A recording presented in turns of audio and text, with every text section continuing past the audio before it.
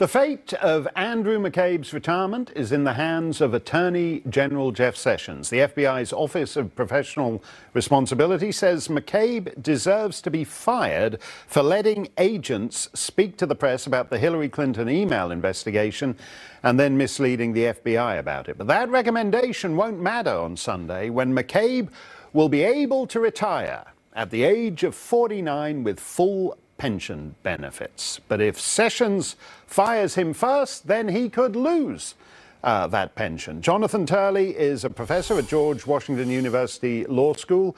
He joins us now. Jonathan, I can't recall anything quite like this pension death watch that we're on for this guy McCabe. How do you think it's going to go?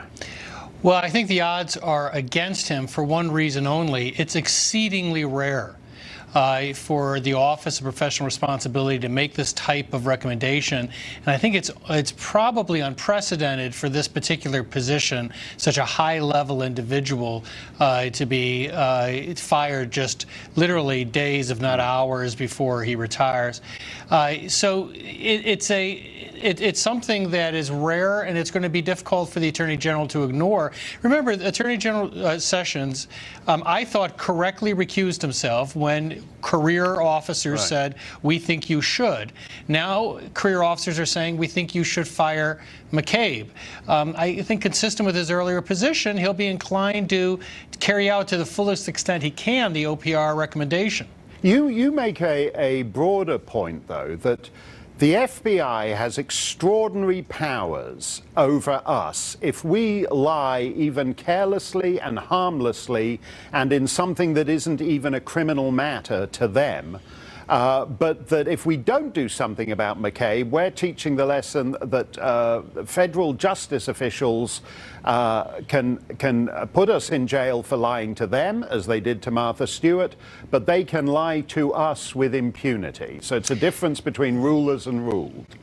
Well, unfortunately, that has been the rule in Washington. It's sort of an animal farm environment where everyone's equal, but some people are more equal than others.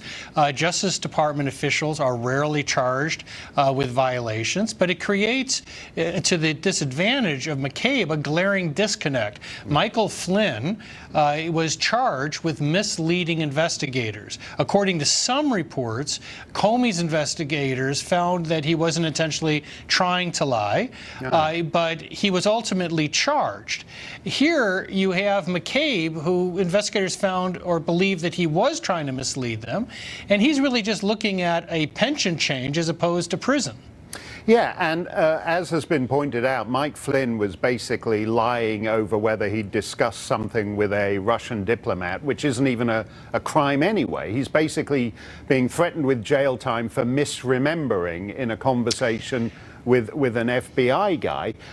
Isn't what McCabe did, where you've got these weird conspiracy texts, these ones that sound as if they're at least playing over silent coup possibilities, isn't McCabe's damage actually far more serious than anything Flynn did? Well, I think the distinction is a valid one between what the two men did. In Flynn's case, he was accused of lying about a meeting that was not illegal or even unprecedented. He was meeting with Russians. He admitted he met with Russians. It's just that he said he didn't talk about sanctions. What McCabe is accused of lying or misleading investigators about was a violation. There was something that he did in contravention of federal rules.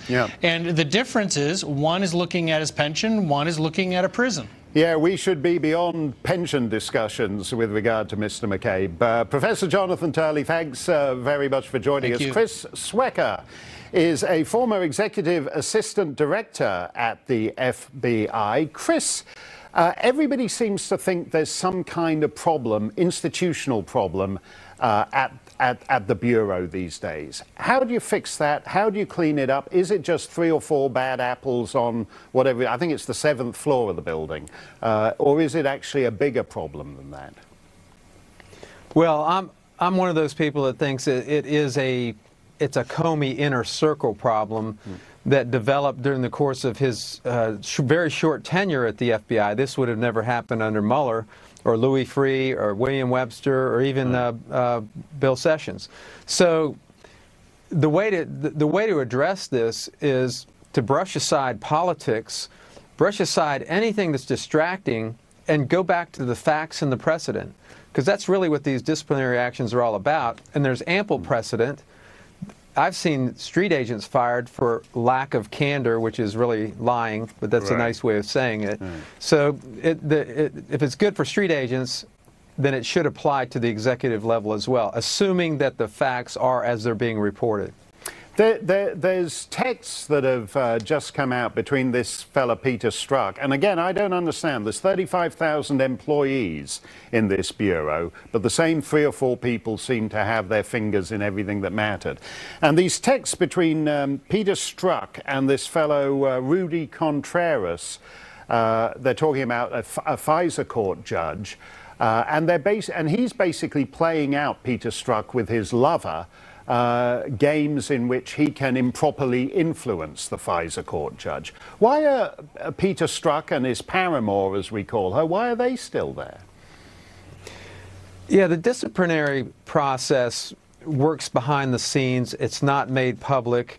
They don't fire you and then decide the facts later. They get the facts, put you on ice, which is basically what they're doing. Peter's on the rubber gun squad right now, as we call it. And then when the facts are determined and they go through the process of recommendation and then action taken, it takes a little while. I mean, it seems bureaucratic, but it's a fair way of doing it. It's not a court of law. It's basically internal affairs doing what they do.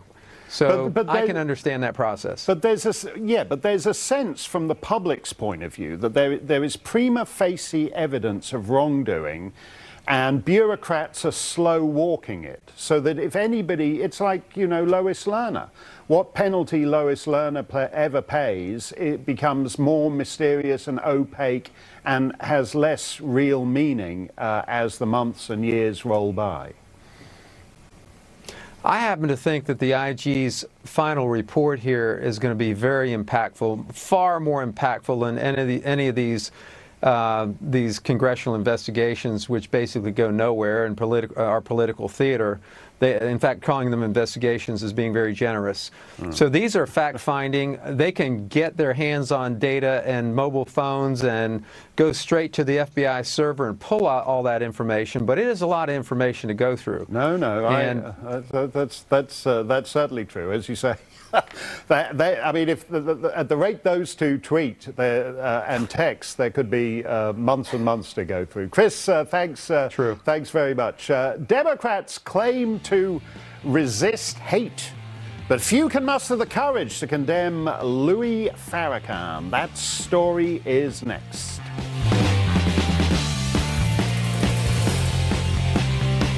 Islam leader Louis Farrakhan has hung out with countless Democratic Party big shots, including Barack Obama once upon a time. He's also spent decades spewing hateful rhetoric to anybody who'll listen to him. Your country has been taken from you by the synagogue of Satan. If you come to take our life, don't be surprised if you lose your own. Farrakhan want to get an army to kill white people, because you see, white people deserve to die. Yeah, white people deserve to die. Thanks for that useful tip. Victor Davis Hanson is a senior fellow at the Hoover Institution. Congressman Todd Rokita from Indiana has just introduced a resolution in the House to condemn Farrakhan. Congressman, as far as this resolution is concerned, Keith Ellison from Minnesota, for example, who's one of Farrakhan's closest congressional allies, says this whole thing is going nowhere. Nobody cares about Farrakhan, and he can get along with cozying up to Farrakhan as much as he wants. Well, it's complete hypocrisy, Mark. You've pointed it out. Dr. Hanson has pointed it out. This news organization has pointed out, you know, but where's the rest of the media? This liberal media elite that lets all this go by. You know, if this happened to a Republican, you know, if there was some meeting like this, you know, we wouldn't last one day in office, and all the news media would cover it from now until the election and beyond. And it's absolutely ridiculous that this is being covered up, and that's why I introduced, one of the reasons I introduced the resolution.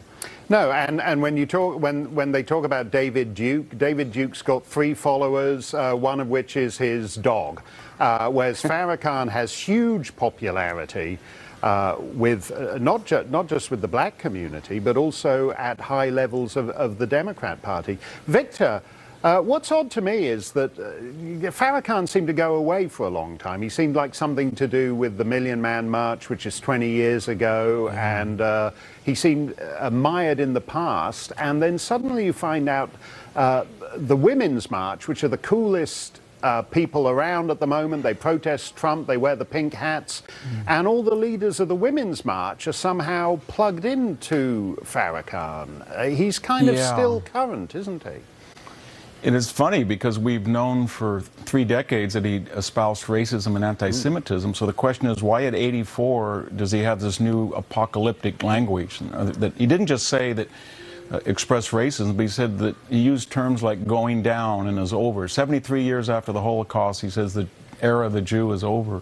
And the answer is that in this transformation from the Democratic Party of old to the new identity politics progressive party, he's useful. He's not an albatross around somebody's neck, but he's a useful asset. And you can really see that. You mentioned the Women's March, Miss Perez and Saussure and Mallory, but gosh, when Danny Davis, think about that, a congressman, says that nobody cares about Farrakhan, and he used the word the Jewish question. That was a 19th century, you know, debate, anti-Semitic debate in Europe about the proper place of the view of the Jews. But in the hands of the Third Reich, the so-called Judenfrage, the Jewish question, was a euphemism of the Holocaust. That's so we right. have a congressman talking about the Jewish question in 2018. It's absurd, and it just reflects, you mentioned Barack Obama's photo op, but even more interesting, the photographer who took that was bewildered because he said, I don't know why they wanted to suppress it. It was common knowledge that Nation of Islam people worked on the Senate campaign. Well, You know, it's ridiculous. It's ridiculous that I even have to introduce this resolution. It's an easy question. Do you condemn anti-Semitism? And the modern Democratic Party, as the doctor points out, can't answer the question. Right.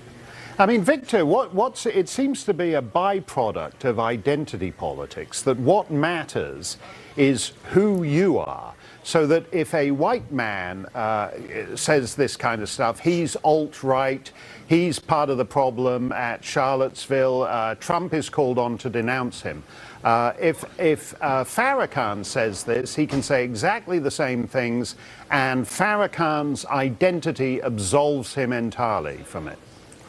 It does. It's very scary because in the case of the Women's March, we have a African-American woman, we have a Hispanic woman, we have an Arab-American woman, and they all feel that they get special dispensation to collude with somebody who's an obvious racist and anti-Semite. And the members of the Black Caucus, remember Obama's photo op took place in the Capitol, U.S., in the basement of the U.S. Capitol. Absolutely. So people, they feel that they're completely exempt to either collude with or to support or to dismiss this racism, and it's going to create, it just creates this problem of cynicism that nobody really does believe them anymore, because the real question is, what is their agenda? Do they agree with Farrakhan or do they not agree with him? They just need to tell us, and that's why I really applaud the congressman's effort. We need to ask them that question. No, white people deserve to die. You can't really get any more specific than that. Professor, Congressman, thanks very much for joining us tonight. A German food bank says it simply can't handle the number of migrants coming to its doors and has begun turning them away. That story next on Tucker Carlson Tonight.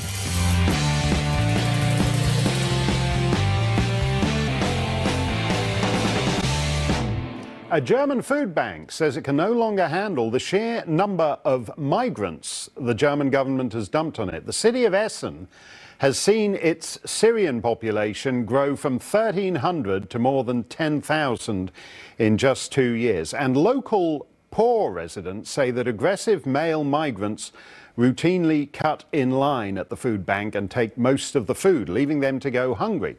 So one Essen food bank is refusing to sign up additional migrants. For that, they've been denounced as Nazis. Douglas Murray is the author of the excellent book, The Strange Death of Europe, and he joins us. This is the real tension in Europe that you write about between poor Europeans who actually bear the brunt of these migration policies. Yes.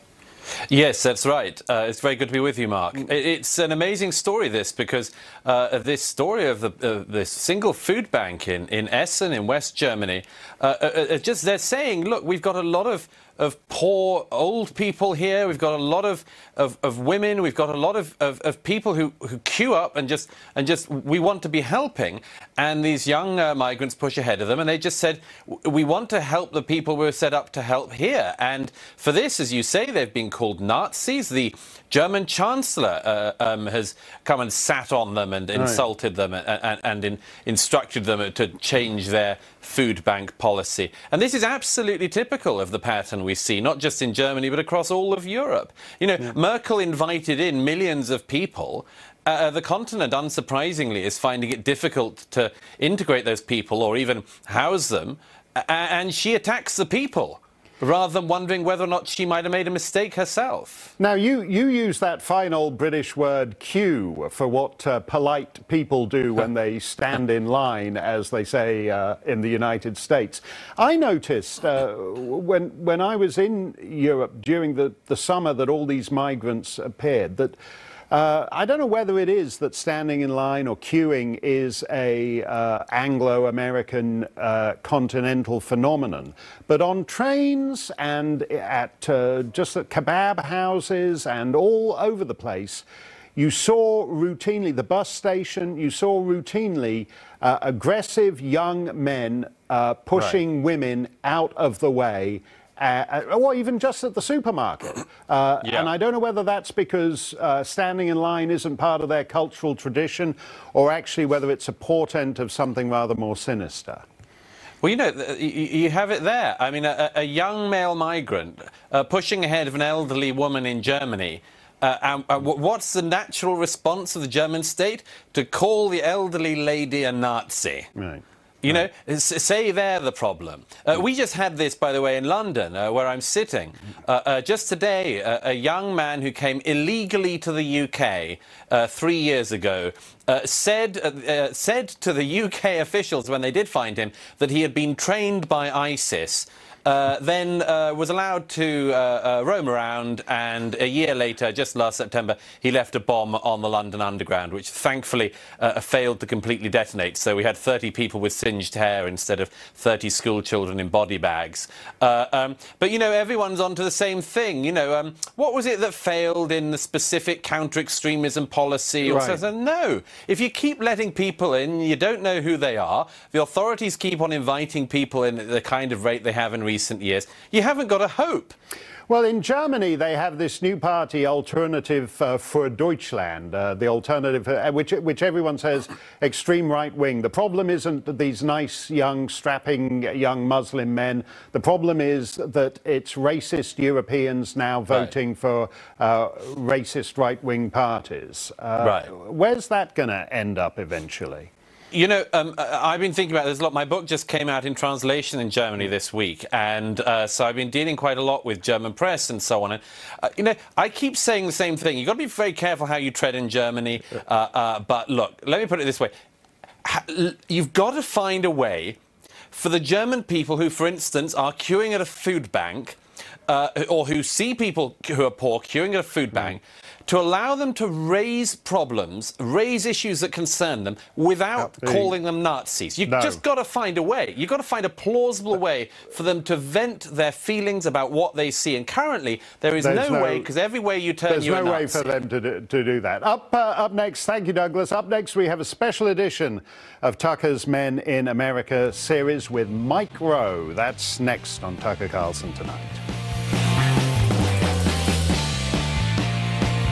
Wednesday series on men in America. This week, Tucker focused on falling job opportunities for young men and how it's ruining the American family. He recently sat down with Mike Rowe to discuss the problem. Here's their conversation. Mike Rowe, thanks for joining us. Tucker, thanks for having me. So you've spent a lot of your adult life watching men work, what they do, how long they do it, why they do it. Tell us what happens when men can't work, when they're out of work, when they're idle and can't provide. What happens to men? Well, your soul slips out of you somehow or another. You know, it's the frog in the boiling water. Nothing good happens, but the bad things that happen as a direct result unfold in a kind of disaster scenario. You become disengaged, you become emasculated, you start to ask yourself a whole lot of questions you can't possibly answer, and then if it gets bad, it turns in on itself and you become resentful and you look for someone to blame, and ultimately you square off, sometimes against your own family, sometimes against your coworkers, sometimes against yourself. Long way of saying nothing good. It's a disaster, as you just pointed out, not just for the unemployed man, but for everyone around him and for the society itself. So given that, and I think that's clearly true, you got 7 million men of working age out of the workforce now, and nobody talks about it. It seems like something approaching a social crisis. Why isn't that in the news more? I think because we can't decide who to blame, right? I mean, it's not news unless there's a bad guy. So we need a villain. You know, we got to have somebody in a black hat. And we look around, there's no shortage of potential villains, but the hard truth, I'm afraid, in my view, and again, I'm not an expert in any of it, but I think that a lot of what's happened is self-inflicted. You know, I think that men becoming somewhat disconnected from whatever version of manhood they espouse, I think that happens because of relationships with their dad, with their grandfather. You know, grandfathers aren't around anymore. We talk a lot about the role of fathers. Obviously, that's been fractured, but it's extraordinary, really, when you think about the safety net a kid had growing up. There was a dad there, and there was a grandfather there, and there was inertia, and there were a lot of things that the kid could look to, not just for ideas and virtues, but for proof, you know. Right. So that's gone, and that's not just a problem for the individual. It's a problem, I think, if you think a culture has an identity, if you think a society has a soul, these are the enemies of those things. There's no question about it. Do you think that we value work as an inherent virtue as a society? No, I don't. I think that we have identified work as the proximate cause of our dissatisfaction. And I think you don't have to look far to find endless examples. Look, the best-selling books right now in the self-help section and in general claim to have the solution for how you can work less. Most of the commercials on TV ask a tacit question, you know, how could you be happier? And the answer, of course, is retire a little sooner or work 35 instead of 40 hours. You know, the TV shows that are typically valued tend to embrace notions of shortcuts. You know, in 1,000 different ways, I believe, as a society, we've made the case that the enemy of your happiness is your damn job. And if you can only have less of that, all these other things in some perverse zero-sum game would equal out, and you would smile more. Look, I know it's hackneyed, and I know we've talked about it before, but this is Horatio Alger stuff. This is being suspicious of immediate gratification. It's taking the long view. And most importantly, in my view, you know, we can control how we define a good job. There's a lot of stuff we can't control, but our culture has made it very, very clear that some kinds of work are less desirable than others. And once we set the table that way, then we start to look at some kinds of education as being more important than others. Next thing you know, you got $1.5 trillion in student loans. You've got 6 million jobs available right now that involve training and not a 4-year degree. And you've got a whole generation of kids who are nicely educated for jobs that don't exist anymore with a big fat pile of debt they can't pay back because we lent them a bunch of money we didn't have in the first place. It ain't great. So I got to say, almost all the happy and successful people I know work and love to work. So maybe there's something, at least for men, there's something about working that makes you happy, just the act of working. Do you think that's true? I think so. I do think it's true, but I think the lie, like the big underlying bright and shiny lie, is the idea that what you do is the thing that will either make you happy or unhappy. That's not what you just said. What you said is the business of working has an underlying inherent value to it. And I do believe deeply that that's 100% true. If it were true that certain jobs made certain people unhappy or made everybody unhappy, then obviously everybody in that job would be miserable. But right. You know, if there's one enduring lesson from dirty jobs, it's the fact that those people as a group were having a better time and were more connected to their work than the vast majority of people I know who make great white-collar livings. It's just an inconvenient truth, if you'll pardon the bromide, but it's out there. And there's a lot of hope in it. You know, if you can find people doing something that you were told is supposed to make you miserable, but they are somehow prospering and happy, you're going to have to square that. The evidence demands a verdict. And that's look, exactly the good news in all of this is there's a lot of evidence out there that's positive. The average lumberjack that you interviewed on your show always seemed a lot happier than the average corporate lawyer I know, which is kind of... There's a sense, it's like being in on some sort of joke. Right. It really and truly is. I mean, we could talk more, but it's basically a band of brothers, and it's the feeling you get when you know that whatever it is you're doing matters. Of course you have to get paid, but you also have to know that you're doing something worthwhile. Exactly. Micro, that was great. Thank you. Anytime. More lumberjacks, fewer lawyers. I'm on board with that. Tucker's Men in America series continues next Wednesday. Don't miss it. Up next, a family has been reunited with its beloved dog after United Airlines accidentally sent it all the way to Japan instead of Kansas City. That's next.